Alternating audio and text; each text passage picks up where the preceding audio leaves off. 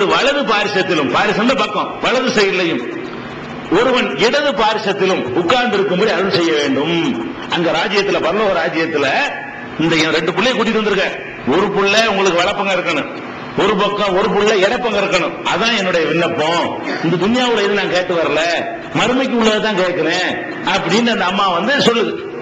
சொன்ன உடனே அதற்கு இயேசு சொல்றாரு, நீங்கள் கேட்டுக்கொள்ளுகிறது இன்னதென்று உங்களுக்கு தெரியவில்லை. எதை யாத்திருக்கிறது வேணாமா, என்னமோ என்கிட்ட ரூபாய் இருக்கிற கேட்கிற அவர் கேட்கிறாரு, நீங்கள் கேட்டுக்கொள்ளுகிறது இன்னதென்று உங்களுக்கு தெரியவில்லை. நான் குடிக்க போகிற பாத்திரத்தில் குடிக்க உங்களால் ஆகுமா அவர் கேட்கிறாரு என்று கேட்க அவர்கள் ஆகும் என்றார்கள். அப்போது அவர், என் பாத்திரத்தில் நீங்கள் குடிப்பீர்கள், ஆயினும் என் வலது பார்சத்திலும் என் இடது பார்சத்திலும் உட்கார்ந்து இருக்கும்படி அருள்வது என் காரியம் அல்ல. அங்க இவர் வலது பக்கம் இவர் உட்காருவார், இடது பக்கம் இவர் உட்காருவார் சொல்வது நம்ம வேலை கிடையாது. என் பிதாவினால் எவர்களுக்கு அது ஆயத்தம் பண்ணப்பட்டிருக்கிறதோ அவர்களுக்கு அது உரியது என்றார். நமக்கு முடியாது, நம்ம இதை கேட்கிற, நீ அல்லாட போய் கேளு, அவன் செய்யற ஜட்ஜ்மெண்ட் என்கிட்ட கேட்கறிய அப்படின்னு சொல்லிட்டு சொன்னதாக மத்தேயுல நீங்க இன்னைக்கும் பாக்குறீங்க. அதே மாதிரி அவரை அவரை கிறிஸ்துவ நம்பிக்கை பிரகாரம் அவர் சிலுவையில் அரைஞ்சு கொள்றாங்க. நம்ம நம்பிக்கை பிரகாரம் அறைய போகும்போது எல்லாம் உயர்த்தி கொண்டான். அந்த டாபிக் தனியா நம்ம சொல்லுவோம். ஈசா நபி உயர்த்தப்பட்டாங்களா, எப்ப வருவாங்களா, எப்படி வருவாங்க, இந்த சர்ச்சைக்கு பிறகு நம்ம விஷயத்தை பேசுவோம். ஆனா அவங்க நம்பிக்கை எப்படி அப்படித்தான் இருக்குது. அதை பத்தி அவங்க பேசும்போது என்ன சொல்றாங்கன்னா, அவர் சிலுவையில் அறையப்படுறார், உயிர் போகுது. அப்ப ஏறக்குறைய 9ஆம் மணி நேரத்தில் இயேசு ஏலி ஏலி லமா சபக்தானி என்று மிகுந்த சப்தமிட்டு கூறினார். அதற்கு என் கடவுளை என் கடவுளை ஏன் என்னை கைவிட்டீர் என்று அர்த்தமாம். அவர் அந்த பாஷையில சொல்றார், ஹிப்ரு மொழியில சொல்றாரு, எலி எலி லாமா சபக்தானி என்று சொல்லிக்கிட்டு உசுர விட்டார். எலி எலி லாமா சபக்தானிக்கு என்ன அர்த்தம் அவங்களே சொல்லிக்கிறாங்க. இதுக்கு என்ன அர்த்தம் என்று கேட்டால், எலினா என் கடவுளை, எலி எலினா என் கடவுளை என் கடவுளை ஏன் என்னை கைவிட்டீர், லமாண்டா ஏன் நினைக்கிறேன், சபக்தானினா கைவிட்டீரா இருக்கும். அப்ப எலி எலி லாமா சபக்தானினா கடவுள் என் கடவுளை என் கடவுளை ஏன் என்னை கைவிட்டீர். அப்ப இவர் கடவுள் குமாரன், கடவுளை கும்பிட்டு ஏன் என்னை கைவிட்டுன்னு கேட்கிறார். இவர் தான் கடவுளே, இவர் கடவுள் குமாரர் தானே, கடவுளை என்னை கைவிட்டு என்னை இந்த மாதிரி கொண்டு போட்டாங்களே, கொல்ல போறாங்களே அப்படின்னு கேட்டதாக மத்தேயுல 27வது அதிகாரத்தில் 46வது வசனத்தில் நீங்கள் பார்க்கலாம்.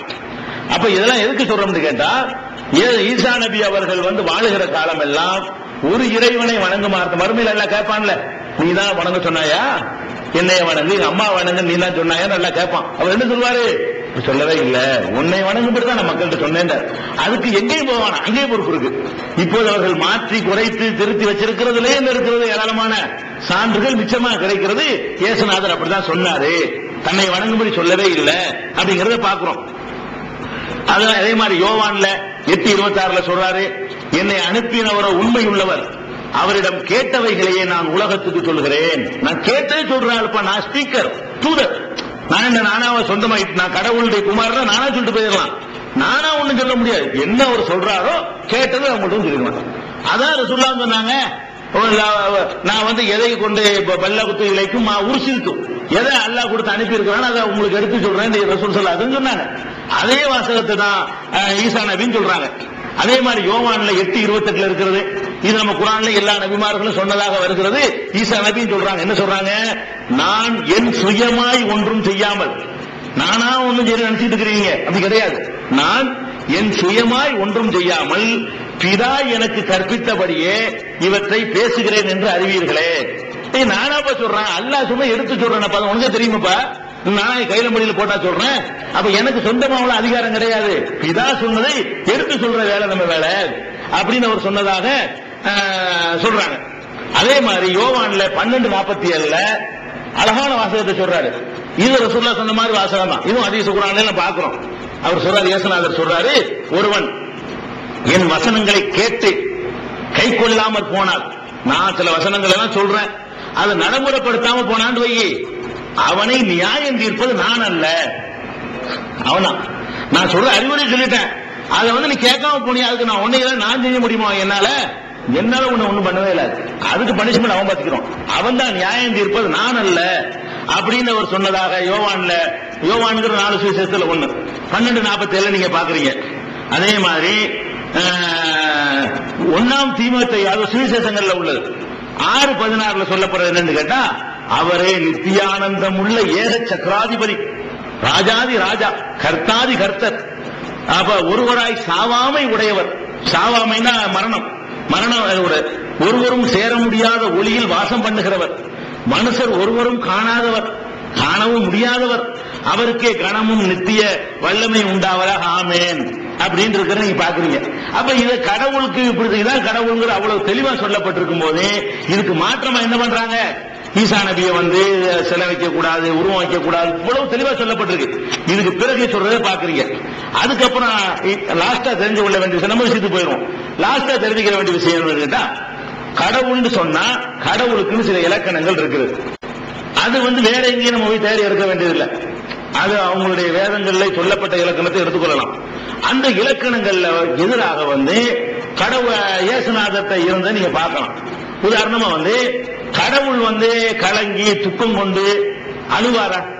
கடவுள் ஒருத்தர் சம்பளம்னா அவருக்கு ஏன் துக்கம் வருது? அவர் ஏன் கலங்கணும்? அவர் எதுக்கு கண்ணீரை விட்டு கதறணும்? கலங்கி கண்ணீரை விட்டு அழுது துன்பப்பட்டிருக்கிறாரு அப்படின்னு சொல்லி இயேசுநாதர் இவ்வளவு பண்ணியிருக்கிறார் சொல்லி யோவான்ல நீங்க 13 எடுத்துக்கிறீங்க.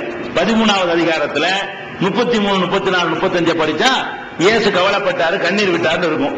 அதே மாதிரி மத்தேயு எடுத்துக்கொண்டு 26வது அதிகாரத்தை எடுத்துக்கிட்டீங்கன்னா அதுல 38வது வசனத்திலையும் இந்த செய்தியை பார்த்திருப்பீங்க. கடவுளுக்கு தாகம் வருமா? கடவுளுடைய மகனா இவர் கடவுள் ஆயிடுவாரு. கடவுளுக்கு தாகம் வரக்கூடாது, தாகமாக தனி கொண்டு வைப்பான்னு கடவுள் சொல்லலாமா? அவர் தாகம் இடத்திற்கு இயேசுவுக்கு தாகம் வந்திருக்குன்னு சொல்லி யோவான்ல 19:28 நீங்க பார்க்கலாம். யாருக்கு? இயேசுவுக்கு என்ன இருக்கு? தாகம் இருக்கு. கடவுளுக்கு வரும்.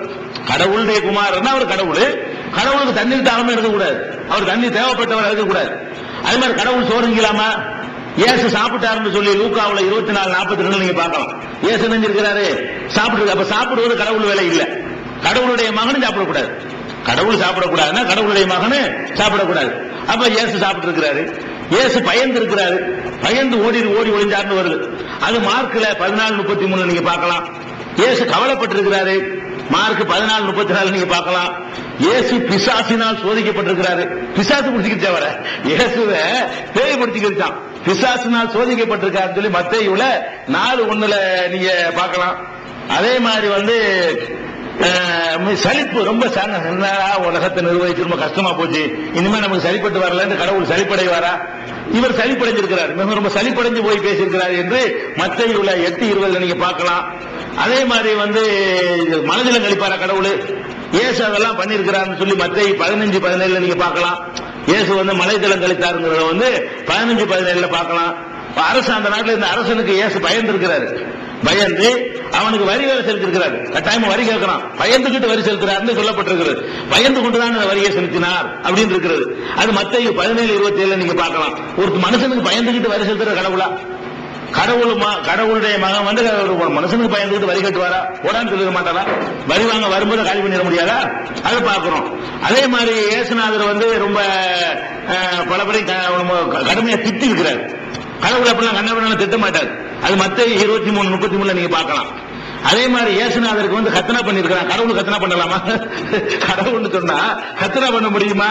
அவர் கத்தனா செய்யப்பட்டார்னு சொல்லி லூக்காவுல 2:21 பாக்குறீங்க. அந்த அவங்க மதப்படிப்படி அவருக்கு சுண்ணத்து பண்ணிருக்கிறாங்க, கத்தனா பண்ணிருக்கிறாங்க. அது மாதிரி இயேசு தாய்ப்பால் குடிச்சிருக்கிறார். கடவுள் தாய்ப்பால் கொடுப்பாரா? தாய்ப்பால் குடிச்சிருக்கிறார். லூக்காவுல 11:27 நீங்க பார்க்கலாம்.